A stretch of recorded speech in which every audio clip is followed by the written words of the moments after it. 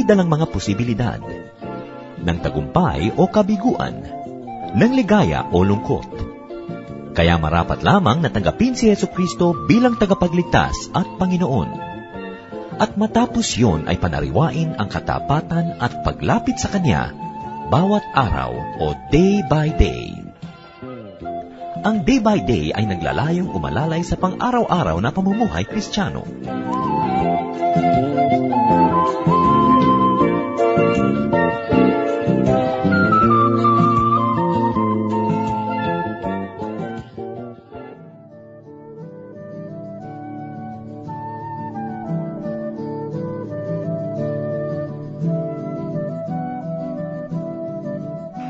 Indeed, God is glorious. To God be the glory. And because we are God's people, we must partake of that glory somehow. Dapat ang buhay natin ay mayroong kaluwalhatian, kapayapaan, kasaganaan, kasiyahan. Kaya lang may mga sagabal. May mga bagay tayong dapat baguhin para ang luwalhati ng Diyos ay dumaloy sa ating buhay. At may mga bagay naman na dapat lang tanggapin. Sabi ng isang very popular quote, Lord, grant me the serenity to accept the things I cannot change, courage to change the things I can, and wisdom to know the difference. Kailangan ng tao ay may kapayapaan na tanggapin ang dapat tanggapin at hindi naman pwedeng baguhin. At meron siyang lakas ng loob na baguhin ang mga pwedeng baguhin. At dapat ang tao marunong na malaman kung alin ang pwedeng baguhin at alin ang dapat tanggapin na lang.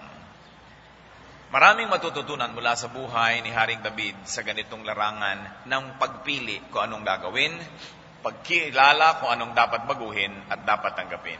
Ang ating pag-aaral ngayon sa pagharap ng ganitong mga suliranin, mga challenges at hamon sa buhay, pinamagatan natin, Do a David. Gayahin si Haring David. Alam po natin na may mga pagkakamaling nagawa sa buhay si Haring David. Isa dyan, nung maakit siya sa isang babaeng may asawa, ay ipinahamak niya ang asawa nito. At ang asawang yan ay namatay sa digmaan, kung kaya't nakuha niya yung babae at naging asawa rin niya. Nagbunga ang kanilang pagmamahalan na ito na sa simula ay bawal, kung kaya naman merong naging bunga ang pagbubunga ng kanilang ginawang mali. Ang bata, isinilang, subalit nag-agaw buhay. At doon sa kasaysayan na yan tayo ngayon hahanap ng katuruan na pwedeng i-apply sa sarili nating mga buhay ngayon. Pangalawang Samuel 12, 15 hanggang 17. 2 Samuel 12:15-17. Tulad ng sinabi ni Yahweh, ang anak ni David sa asawa ni Urias ay nagkasakit ng malubha. Nanalangin si David sa Diyos para gumaling ang bata. Nagdamit siya ng panluksa at nag-ayuno at sa lupa nahiga ng gabing yun. Lumapit sa kanya ang mga matatandang pinuno sa palasyo at hinimok siyang bumangon, ngunit tumanggi siya. Ayaw rin niyang kumain. So David did what he could do. He pleaded for the child and he wanted to save the child's life. Isang ama na nagmamahal sa kanyang anak, na nag-aagaw buhay, nagluksa, nag-ayuno, nahiga sa lupa, imbes sa magandang higaan ng hari, nagmababang loob sa Diyos, nagpakumbaba, hinihingi ang himala at pagpapagaling ng Diyos. Pangalawang Samuel 12:18. Pagkalipas ng 6 na araw, namatay ang bata. Hindi nila ito masabi kay David, sapagkat iniisip nilang lalo silang hindi pakikinggan ito at sa halip ay gumawa ng marahas na hakbang. Nakita nila ang pagkabagabag ng ama, ang kanyang pagsisikap, ang kanyang pagluluksa nung buhay pa yung bata. Ngayong namatay na, ano pa kaya ang pwedeng gawin nito? Kaya hindi nila malaman kung paano sasabihin. Baka may gawing marahas, baka magpakamatay, baka patayin sila. Hindi nila alam kung anong pwedeng gawin ng isang hari na sobrang nagdalamhati. Pangalawang Samuel 12:19 hanggang 20. Nakita ni David na nagbubulungan ng mga alipin, kaya't naghinala siyang patay na ang bata. Patay na ba ang bata? Tanong niya. Patay na nga po, kamahalan. Sagot naman nila. Pagkarinig nito, bumangon si David, naligo at nagbihis. Pumasok siya sa bahay ni Yahweh, nagpatira pa at nanalangin. Pagkatapos umuwi siya at humingi ng pagkain. Upon learning that the child was already dead, David got up.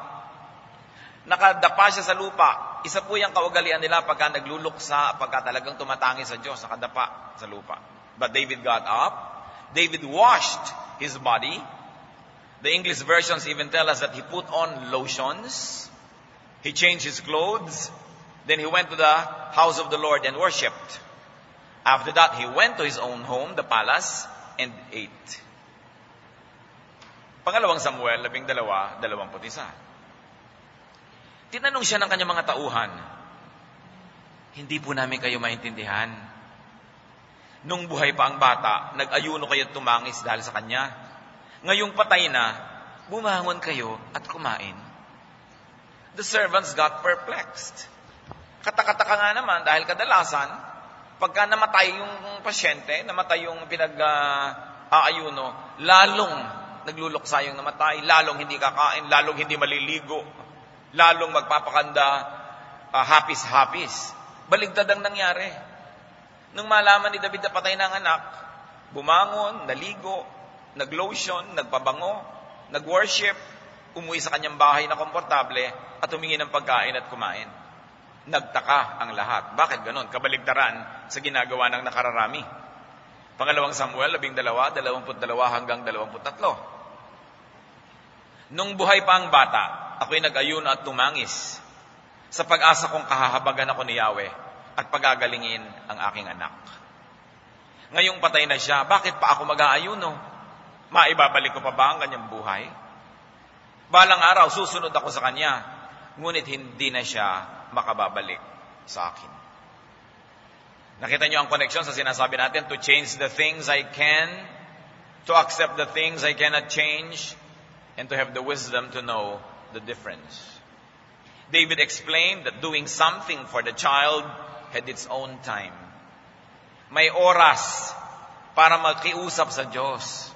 May oras para mag-ayuno, may oras para gumawa ng paraan, at yun ay nung buhay pa ang bata. At ngayong ang bata ay sumakabilang buhay na, iba na ang hinihingi ng oras. Iba na ang hinihingi ng pagkakataon. Kinailangan ng harapin ang dapat harapin, tanggapin ang di na mababago, and to get up and get on with life. At sabi sa pangalawang Samuel 12:24, inaliw ni David si Bathsheba at sinipingan muli. At sabi ng mga susunod na talata, siya'y nagdalang tao at isinilang si Solomon. Hindi lang naman si David ang nagluluksa. Hindi lang naman si David ang nagdurusa sa nangyari, lalong-lalo na ang ina ng bata, si Bathsheba. Malalim ang sugat na nilikha nito sa kanyang puso. Kaya matapos bumangon si David at ayusin ang kanyang sarili, ay inasikaso naman niya ang kanyang asawang si Bathsheba na nagdadalamhati din naman. David comforted the bereaved mother. David did what could be done to recover and to replace the loss. At sila ay muling nagsiping bilang mag-asawa. Nagbunga ito ng isang sanggol na naman at si Solomon ang isinilang. Napalitan yung nawalang bata. Ano ngayon ang kinalaman natin sa kwentong yan? Every family, nearly every person, if not every person, has this dying child. The dying child can have many equivalents. Sa atin pong mga buhay, ano ang isang may sakit o malubhang mahal? Bata, anak. Yan ay maaaring ibang mga bagay. This dying child can have many equivalents in our lives today. Maybe a sick and a dying dream. Meron kayo isang pangarap na napakatagal yung inalagaan at pinalaki. Pagkatapos ngayon parang nanganganib na ang pangarap na ito'y gumuho. Mawala, maglaho. Katumba siya nung bata sa kwento. This child in your life could be a dying enterprise. Isang proyekto, isang negosyo, isang ginawa at tinaguyod, isang bagay na pinipilit itayo at buuin. Subalit ngayon ay nanganganib na hindi ito matuloy at biglang maglaho. This could be a dying relationship. Isang pagmamahala na mukhang naghihingalo, mukhang magwawakas, mukhang matatapos. Dahil maaari ang minamahal ay naghihingalo rin at may sakit. O kaya yung pagmamahalan mismo ang humihingi na siya mailibing sapagkat natatapos. Maraming bagay sa ating buhay na katumbas ng batang ito. Nais mong itangis, nais mong ihingin ang habag sa Diyos sapagkat nag-aagaw buhay. Santiago 4:2, mayroon kayong minimithi, ngunit hindi nyo makamtan. May mga bagay na gustong-gusto ninyo, ngunit hindi nyo maangkin. Katulad ni David, gustong-gusto niyang maangkin ng buhay ng batang ituloy pa yon. Gustong-gusto niya na tumanda pa ito at makita niya. Pero may mga sagabal doon. And in this day in your life, in this part of our lifetime, brothers and sisters, when you have a dying child in your arms, when you have a dying dream, a dying relationship, a dying enterprise, do what you can to extend that life. Do what you can to save that child. Do a David. Gayahin si David. Anong ginawa niya? Seek medication and healing for the child. Lahat ng maaaring makuha na panggagamot, manggagamot at gamot ng isang hari, ibinigay sa kanyang anak. Gawan niyo ng paraan ang naghihingalo ninyong mga alaga sa buhay. Pangalawang Hari 5:2, sinabi nito, ito ay ang katulong na dalagita sa kanyang Panginoon, kung ang asawa ninyo ay lalapit sa propeta na nasa Samaria, tiyak na pagagalingin siya niyon. Meron pong isang mayamang lalaki na may ketong, at sabi nung katulong, ilapit niyo sa propeta, at sa tulong ng Diyos, gagaling yan. Dapat gumawa ng paraan ang isang taong may karamdaman. Like David, pray. And if you have the conviction to do so, fast. Santiago 5:16, malaki ang nagagawa ng panalangin ng taong matuwid. Kaya ay manalangin, humingi ng tulong sa mga matuwid na tao. Hindi naman natin masabi na matuwid si David nung nanalangin siya eh. Kasi inagaw nga niya ang asawa ng may asawa. Ang kanyang mga hukbo ay nasa digmaan, siya ay nasa palasyo, nakita niya itong babaeng naliligo. Ipinatanong niya kung sino yon at nalaman na asawa pala ng isa sa kanyang mga kawal. Ipinakuha niya ang babaeng ito at sinipingan at nagbunga ang pabalik-balik at paulit-ulit nilang ginawa na yon. Kaya nung nagdadalang tao ang babae, nawawala naman yung lalaki at nandun sa digmaan, ano yon? Mental telepathy. Sabi na ko, buntis ako, paano yan? Wala yung asawa ko. Ang tagal-tagal lang wala. Paano ko ito ipapaliwanag? Ipinatawag ni David ang lalaki para magbakasyon. Para siyempre, iniisip niya, masisipingan nun yung asawa, kaya na nila lituhin. Madali naman, lituhin na yung kalendaryo. Anong sasabihin na lang ng babae? Nalito lang ako sa pagkukwenta-kwenta, ganyan. Pero, ang point, hindi naman sumiping yung lalaki dahil sabi niya, hindi ko magagawa na magpahinga sa tabi ng asawa ko na ang aking mga kasamang kawal ay nandun sa digmaan. Doon siya natulog sa palasyo ng hari, sa pintuan ng hari na tinutulugan ng kanyang mga katulong. Alam niyo siyempre, mga katulong natutulog sa pintuan ng kanilang amo para kung tawagin, nandun, they can also protect. Hindi nila napauwi. So, paano nilang ipapaliwanag? Palaki na ng palaki ang tiyan itong babaeng ito. So, ang ginawa ni David, inassign niya ang lalaking ito doon sa front line, sa pinakamapanganib na lugar ng gyera at ibinilin pa sa kanyang mga kawal, pagka siya ay nandun na sa piling ng mga kaaway, iwan nyo. At nasa ganun, mapatay na mga kaaway. At napatay nga yung lalaki. At mula noon, nakuha na niya itong asawa at na naging kanya na buong buo. Yun nga, yung anak na yon ang pinabi nating namatay. Dalangin siya ng dalangin, pero wala naman yung sinasabing kabanalan, no? Pero kahit na hindi tayo banal, manalangin pa rin tayo. Ano malay nyo? Diba? Maawain ng Diyos. But in that case, the power of prayer did not work, and the Lord did not hear that prayer. The child died. What can we do before the Lord? What can we do in our lives when our dreams are dying? When our loves are dying, when our loved ones are dying, weep like David. He wept. Express your sorrow. Express your anguish. Don't be on denial. Nalulungkot ka, di malungkot. Hindi mo kailangan pigilin ang iyong lungkot at ang iyong luha. Unang Samuel 1:10, buong pait na lumuha si Ana at taimtim na nalangin kay Yahweh. At siya naman ay dininig. Yan ang gagawin kung buhay pa, pwede pang buhayin, may laban pa, pwede pang ilaban. Ilaban ninyo ang pwede pang ipaglaban at pwede pang magkaroon ng pag-asa. But if the child already died, if the child is already dead, if the dream, the quest, the enterprise, the relationship already ended, what will you do? You have to do another David. May pangalawa namang ginawa si David eh.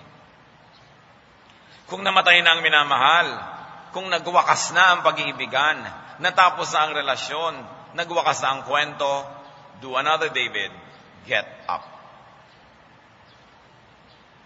Bumangon. Hindi na pwedeng maibalik ang hindi na pwedeng ibalik. Hindi na pwedeng bawiin ang nawala na. Hindi na pwedeng buhayin ang sumakabilang buhay. Hindi na pwedeng buuin ang talagang tuloy-tuloy ang nawasak. What do you do? Like David, get up. Wake up. And we wake up from your sleep. From our sleep. Anong uri po ng pagtulog ang ating binabanggit? Ang taong umaasa, ang taong umaasam, ang taong humihiling ay parang tulog. Nananaginip lang siya. Pinapanaginipan lang niya yung gusto niyang mapanaginipan. Pinapakinggan lang niya ang gusto niyang marinig. Tinitingnan lang niya ang gusto niyang titigan. Subalit tinatanggihan niya ang maraming bahagi ng katotohanan na hindi sang-ayon sa kanyang kagustuhan. After a time of denial, after a time of simply focusing on what we want and what we like, when reality knocks at our door, and when we have to face the death of this child, whoever this child is, we have to wake up from our sleep. We have to wake up from our lack of consciousness and awareness. Kailangan na tayong gumising sa mga pagtutulog-tulugan. Kailangan na tayong dumunong mula sa ating mga pagmamaang-maangan. At kailangan na tayong bumangon mula sa ating mga pagkahibang at pagkabulag kung talagang wala nang magagawa. We have to wake up from our dreaming and we have to wake up from our nightmares. Many people live in their nightmares. They live in the shadow of their unpleasant memories and fears. Pero kung talagang wala na, tapos na ang sentence, nandun na ang subject, nandun na ang predicate, lagyan na ng tuldok. Some things have to end. Only because other things cannot begin unless they are ended. Meron talagang tinatapos para makapagsimula muli. If there was a child that died in your life, a dream that died, an enterprise, a relationship, and you know that it can no longer be brought back to life, rise from your dark night. Rise from your ignorance. Rise from your lack of control of yourself. Kasi ang taong umaasam, nawawala ng kontrol sa sarili, binubulag ng kanyang mga pagnanasa. Rise from your usually self-manufactured lies. Kuminsan, niloloko natin sarili.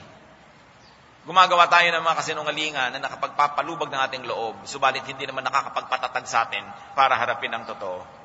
At kung may mga dapat nang harapin, bumangon tayo mula sa mga kasinungalingan na tayo rin ang bumuo at lumikha para linlangin ang mga sarili natin. We have to rise to reality. Harapin, tanggapin ang katotohanan. Walang sugat na gagaling kung hindi mo na ito bubulat-latin, lilinisin kahit mahapdi. Kailangang tanggalin ang takip, linisin upang magsimula ang tunay na paggaling. Ang sugat na tinatakpan-takpan lamang ay lalong nabubulok at nagnanana. Kaya kung kailangan harapin na isang bagay, mahapdi man ito, harapin para magsimula na ang paggaling at magkaroon ng panibagong buhay. Kawikaan 20:13, matulog ka ng matulog at ikay maghihirap, ngunit maganda ang iyong bukas kung ikay magsisikap. Pwedeng i-apply ito sa economics, pero lalong-lalong pwede sa ating buhay emosyonal. Huwag mong tulugan, gumising ka, tanggapin mo ang totoo. May panahon ng paglimot, may panahon ng pagtalikod sa katotohanan, at may panahon din ng pagharap dito. Kamakailan lamang isang mahal sa ating buhay ang namatayan, at pagkatapos kung ano-anong iniisip niya para lang malibang, para makalimot, surrounded by born-again Christians that keep whispering to me, Pastor, huwag niyong payagan. Pastor, huwag niyong payagan. Kailangan yan, kailangan verse, kailangan Bible, kailangan righteous siya. Sabi ko, alam mo kung ano makakapagtawid sa kanya hanggang bukas, hayaan natin siya makatawid hanggang bukas. Kung ano makakatawid sa kanya mula bukas hanggang bukas ng gabi, hayaan natin. Huwag muna natin siyang sermonan, huwag muna natin pagalitan, huwag muna natin siksikan ng mga doktrina. Ang kailangan muna ay magmanhid siya para yung sobrang sakit ay maibsan. Matapos ang ilang araw, kung nakaka-recover na siya at gusto niya naman siyang turuan ng mga doktrina niyo, sige. Pero hayaan muna natin siya mag-grieve. Allow the person to be human and allow the person to be sad. Hindi yung, bakit Christian ka? Nalulungkot ka? Saan nalulungkot ako eh? Anong gagawin ko? Magpapanggap ako, hindi ako nalulungkot dahil ako Christian. Hayaan natin siya. Ang tao po na nagluluksa, ang taong sobrang nahihirapan, ang kailangan lang itawid. Yung mula ngayong gabi hanggang bukas ng umaga, wag lang siya magpakamatay. Accomplishment na yon. At mula bukas ng umaga hanggang bukas ng gabi, huwag siyang tumalon sa building, huwag siyang maglaslas ng pulso. Accomplishment na yon. Kung ano ang kailangang mangyari para yon ay maghanap sa kanya, magkaroon siya ng kapayapaan kahit man lang dahil namanhid siya, hayaan. So that the person will heal. Saka na uli, papagalitan mo na naman kung ano-ano ang pagkagagawain mo doon sa tao. Hirap na nga. Papasanan mo pa ng additional guilt. Dahil bakit siya nalulungkot? Christian siya. Saan nalulungkot siya? Napakahalaga na maging sensitive tayo sa tao nagdurusa. Hindi yung lagi na lang tayong may lesson to teach people. For everything there is season and a time for every matter under heaven. At matapos na lumampas sa pinakamalalim na gabi, wala na siyempre pwede mangyari kung dumating ang madaling araw at magliwanag. Roma 13:11, panahon na upang gumising kayo. So may panahon para gumising. Do another David. Namatay na ang bata, hindi ko minamaliit ang ating mga kalungkutan, but what you must do, wash up. Ano naman ang mangyayari? Mabubuhay nyo ba yan kung miserable ang itsura nyo? Mabubuhay nyo ba kung hindi kayo kumain? Mabubuhay nyo ba kung kayo ay nabulok na rin? Wash up. Mateo 6:17, maghilamos ka, lagyan mo ng langis at ayusin mo yung buhok na sinabi ni Jesus. Kahit ka pa nag-aayuno, kahit ka pa may lungkot, hindi mo kailangang isuot sa mukha mo yung iyong kalungkutan. Maghilamos ka. Live again. At ito yung context ng sick being anointed with oil. Kung minsan may magpapapray sa akin dahil may sakit, Pastor, wala ko ba kayong langis? Hindi nyo ba ako bubusan? Hindi nyo ba ako papahiran ng langis? Sabi ko, pagpe-pray na lang kita. Bakit po yung iba binubuhos-buhusan ng langis, yung mga ipinagpe-pray nila? So kung may konteksto yung langis na yan, kasi yung anoint with oil, hindi naman magical yung oil na magpapagaling.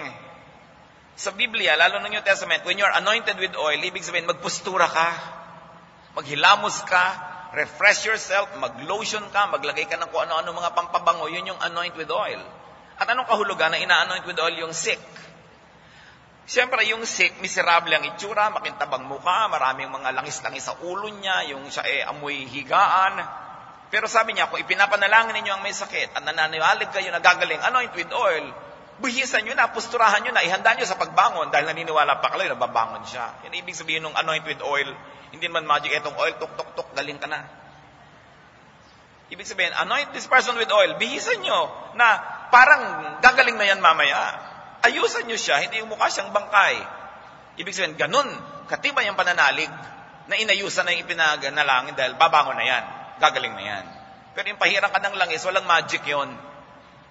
Kahit ano pang langis yun, kahit virgin coconut oil yun, o yun ay latek o bukayo, wala yun.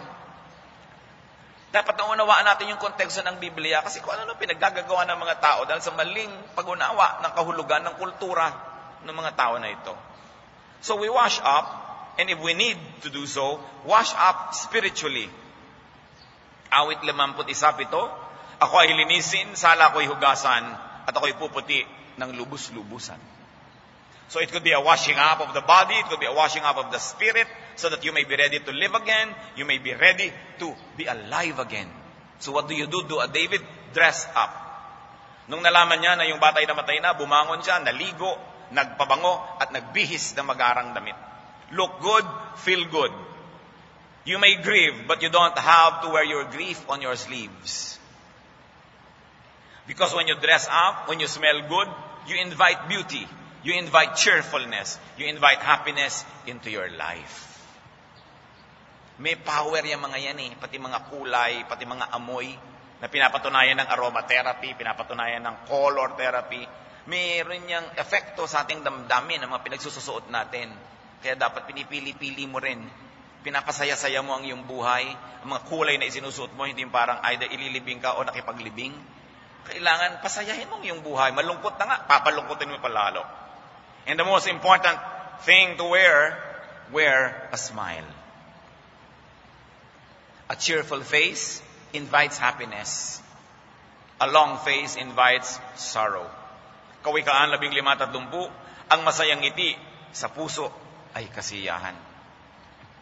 Napakahalaga yung may ngiti tayo sa ating labi, kahit hindi laging nakangiti ang ating puso.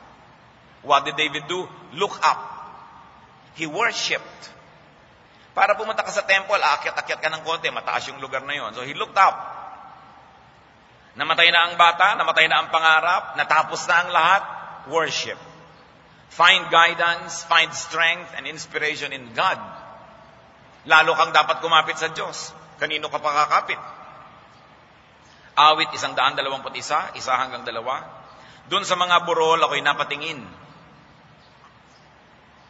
Saklolo sa akin, saan manggagaling? Ang hagad ko'y tulong.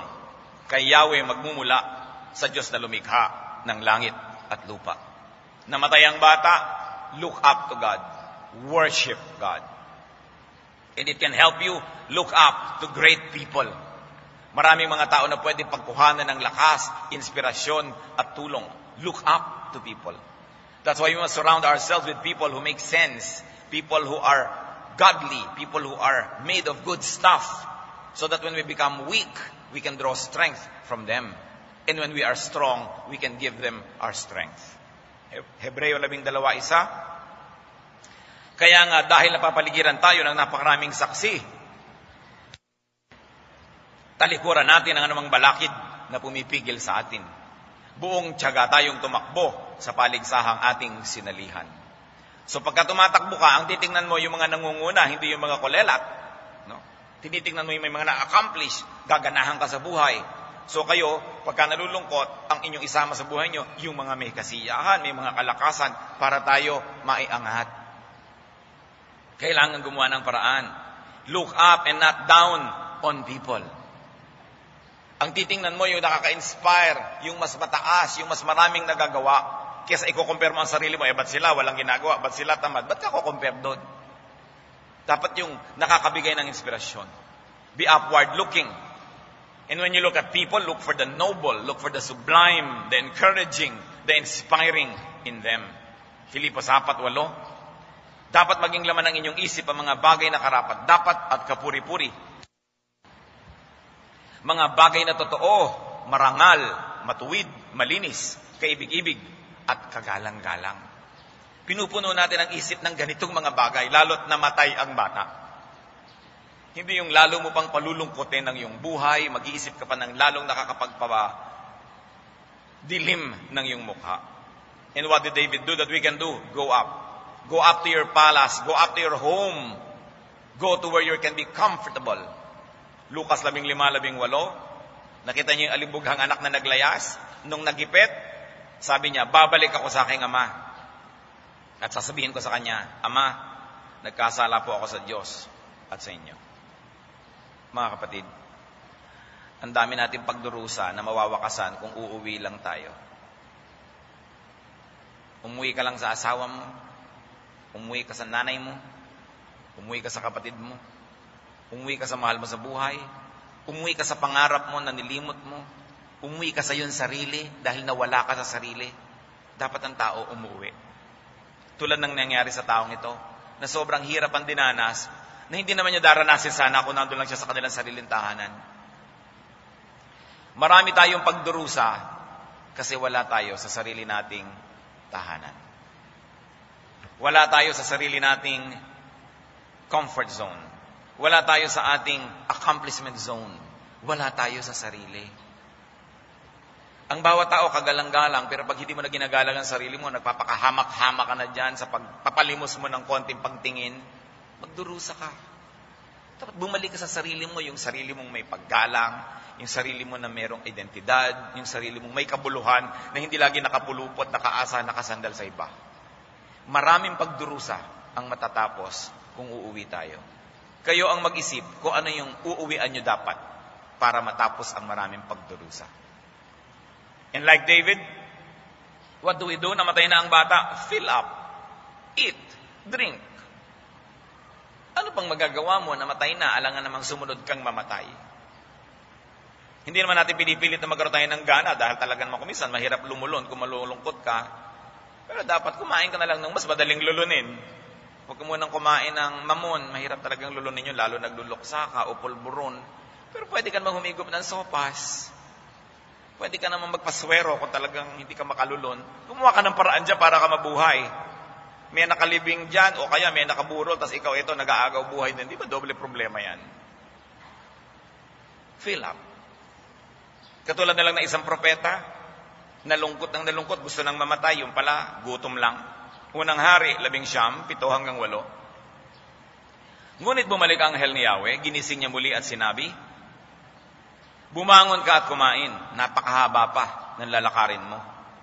Kumain nga siyang muli at uminom, at ang pagkain ito'y nagbigay sa kanya ng sapat na lakas upang maglakbay ng 40 araw at 40 gabi hanggang sa Sinai, ang bundok ng Diyos.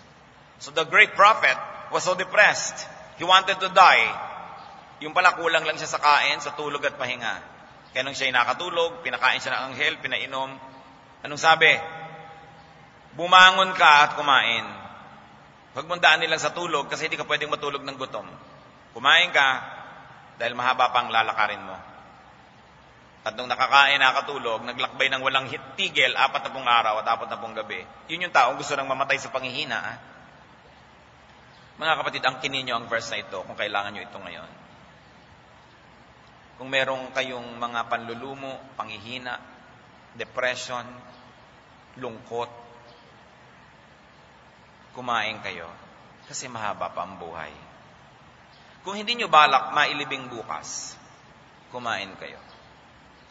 Kung balak nyo pang bumabuhay, humaba pa yan, kumain kayo. Kung lungkot na lungkot kayo dahil may namatay, pero marami pang ibang buhay na umaasa sa inyo, kumain kayo. Kasi meron pa kayong mga tungkulin sa buhay. Hindi pwedeng nalungkot ka, tutunawin mo na ang utak mo sa drugs o alak. Marami ka pang buhay na dapat isabuhay. Hindi mo dapat laslasin yung pulso mo o tumalong ka sa building o kumain ka ng lason. Kasi marami ka pang saya na naghihintay sa'yo. Lalo pa nga kung nauna na ang napakaraming lungkot, di na ubus-ubus na halos yan, ang natitira na lang yung saya, tas diyan ka pa ngayon magpapakamatay, parang lugi ka niyan. Ang kininyo ito, anuman ang mga hilahil at kahirapan sa buhay, kumain kayo dahil mahaba pa ang lalakbayin. Kung magwawakas ang ating buhay, hayain natin ang Panginoon na magpasya, subalit habang pinapahiram pa tayo ng buhay na ito, anuman ang lungkot, anuman ang hirap, kumain ka. Hindi ko minamaliit ang lungkot, pero habang tumatagal, liliit din talaga yan. Ang kailangan lang, magtagal ka. At liliit, at liliit, at liliit yan. Parang barko. Nakatingin ka sa kanya, nandun ka sa pier, ang laki-laki ng barko. Pero habang umuusad ang barko at palayo ng palayo, paliit ng paliit ng paliit. Sa bawat pagdaan ng minuto at oras, lumiliit hanggang mawala sa iyong paningin. Ganon din ang lungkot. Lumiliit din yan. Ang mahalaga, sa pagdaan ng panahon, nandun ka pa't nakatayo. At hindi ka pa tumalon doon sa dagat. Importante, patuloy na mabuhay. Sapagkat ang buhay ay bigay ng Diyos, maraming nakalaan na mga kasiyahan na naghihintay pa lang na datnin natin yung araw na yon. We must be alive and healthy and well when that day comes. Mga ngaralima, 18, ito ang isang mabuting bagay na akin nakita, nararapat lamang na kumain at uminom ang tao. Kung ano man ang kahulugan sa inyong buhay nung pagkain at pag-inom. But what is important is to nourish yourself, to nourish your body, to nourish your mind, to nourish your spirit, to nourish your emotion. The end of a dream is not the end of the world. The end of a relationship is not the end of life. The end of a project is not the end of all hope. May Diyos. At ang Diyos kasama natin sa lungkot at naghihintay din siya bukas kung tayo nakarecover na para bigyan tayo ng isang panibagong pag-asa. Ang tao dapat nabubuhay. Ipinaglalaban ang buhay. Do another David, lift up. Lift people up. Kumisan sa lungkot natin, mga kapatid, nalilimutan natin na may ibang tao pang nalulungkot din. We want the entire world to be centered on us. Tayo ay aluin, alagaan, babyhin. Pero ang ginawa ni David, matapos ayusin ang kanyang sarili, inalala niya ang kanyang asawa na nalulungkot din naman. And he comforted her. He laid with her again. They resumed their happy moments together. And sure enough, she bore a child. and life went on. Kung nalulungkot kayo, namatay na rin ang bata, lift up your Bathsheba, whoever he or she is. Lift up other people who are also bereaved and saddened and affected. No? Lalong-lalo yun, naapektuhan ng lahat dahil sa pagkakamali naman ni David. So may tungkulin siya na ibangon din at tulungang tumayo yung mga taong natumba dahil sa bunga ng kanyang mga pagkakamali. We have a responsibility to ourselves and we also have responsibilities to others. May responsibilidad ka sa nagmamahal sa iyo. May responsibilidad ka sa pinapayagan mong magmahal sa iyo. Yung pagmamahal kasi may responsibilidad eh. Pag mahal kita, may responsibilidad ako para sa iyo. I will keep myself safe for you. Dahil magdurusa ka pagka ako'y namatay, pagka ako'y nagkasakit. Mahal kita, so iingatan ko ang aking sarili na huwag matuksot sumama sa iba. Dahil magdudusa ka rin pang nangyari ito. So pag mahal mo ang isang tao, may pananagutan ka sa kanya. Kahit ikaw ay reckless, kaya mo ihampas ang katawan mo sa apat na sulok ng mundo, pero alang-alang sa mga nagmamahal sa iyo, hindi mo dapat ginagawa. Kindness. Lalong-lalo't pinapayagan mo silang magmahal sa iyo. Kahit nga hindi mo sila mahal eh, pero oras na tinanggap mo ang kanilang pagmamahal at pinayagan mong mahalin kanila, may pananagutan ka sa kanila. At yun dapat ay ating iniisip. Hindi mo pwedeng itapon ang iyong sarili, sirain ang iyong sarili, na hindi madadamay ang mga nagmamahal sa iyo. Madalas, kahit kaya na nating tanggapin na ang sarili natin sirain, alang-alang sa mga minamahal natin, nagmamahal sa atin, tayo nagpapakatino, nagpapakatibay, nagpapakatatag. Unang Tesalonica 5, 11, 14. Dahil dito, palakasin ninyo ang loob ng bawat isa at magtulungan kayo. Pasiglahin ang mahihinang loob at kalingain ang mga mahihina. Pagtiyagaan ninyo silang lahat. Sa iyo, baliwala na nagmamotorsiklo ka sa alambre, pero nagwo-worry yung asawa mo, utang na loob, sa kalsada ka na lang magmotorsiklo. Baliwala sa iyo na umuwi ka ng hating gabi dahil safe na safe ka, kilala mo yung sarili mo, maton ka, siga ka, pero yung nag-aalala para sa iyo, alang-alang sa kanila, agahan mo pag-uwi mo. Hindi ka nabubuhay para sa sarili lamang. Kailangang palakasin mo rin ang loob ng iba, lalo yung mga stakeholders sa buhay mo, na ano man ang mangyari, sila'y damay. Pangalawang Korinto 1:4, inaaliw niya tayo sa ating mga kapighatian, yung Diyos ang tinutukoy, upang sa pamamagitan ng kaaliwang tinatanggap natin sa Kanya, ay makatulong naman tayo sa mga nahahapis. So bine-bless tayo ng Diyos para maging blessing sa iba. Pinapalakas para magpalakas sa iba. Hindi dahil ang lakas-lakas mo, sugod ka ng sugod, hindi mo inaalala yung mahihina ang loob na nag-aalala para sa iyo. Be kind, be good, especially to those people who care for you. Dapat laging iniisip ang ganitong mga bagay. And like David, make up. Pagtakpan ng mga kakulangan, punan ang mga kulang. Find alternatives, find replacements, find new things, new hope, new possibilities if the child is already dead. David laid with his wife, and Solomon was conceived. And Solomon was born. Kailangan baguhin ang pag-iisip. Kung sobrang nakalubog sa lungkot, kailangan baguhin ang takbo ng pag-iisip. Efeso 4:23, magbago na kayo ng diwa at pag-iisip. Kailangan ng patuloy na pagbabago. At ang dapat nating isipin, even if the child died, God has new blessings every day. You just have to be there next morning to receive that new blessing. Mga Panaghoy 3:22-24. Pag-ibig mo, Yahweh, ay hindi nagmamaliw. Kahabagan mo'y walang kapantay. Ito ay laging sariwa bawat umaga. Katapatan mo'y napakadakila. Si Yahweh ay akin at sa Kanya ako magtitiwala. The blessings of the Lord is new every morning. But you have got to be there when that morning comes so that you will receive the new blessing. How can you be there? Sleep through the night. Prepare yourself to wake up.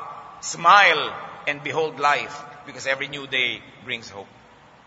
What situation can you change? Do what you can. Do what you must. Change the situation with God's help. But what situations must you accept?